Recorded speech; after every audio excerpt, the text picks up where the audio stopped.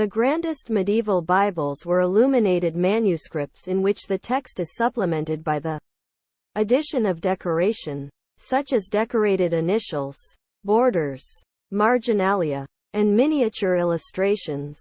Up to the 12th century, most manuscripts were produced in monasteries in order to add to the library or after receiving a commission from a wealthy patron.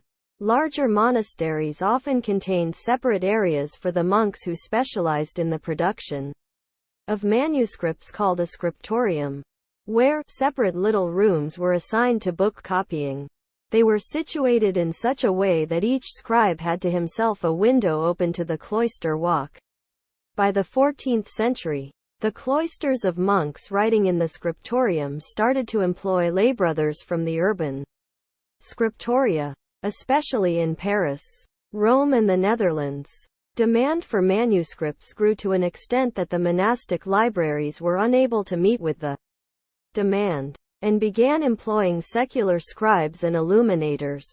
These individuals often lived close to the monastery and, in certain instances, dressed as monks whenever they entered the monastery, but were allowed to leave at the end of the day. A notable example of an illuminated manuscript is the Book of Kells, produced circa the year 800, containing the 4 Gospels of the New Testament together with various prefatory texts and tables. The manuscript was sent to the rubricator, who added, in red or other colors, the titles, headlines, the initials of chapters and sections, the notes and so on. And then, if the book was to be illustrated, it was sent to the illuminator.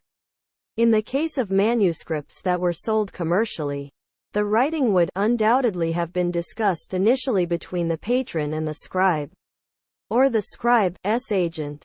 But by the time that the written gathering were sent off to the illuminator, there was no longer any scope for innovation. Quote, Bible illustrations.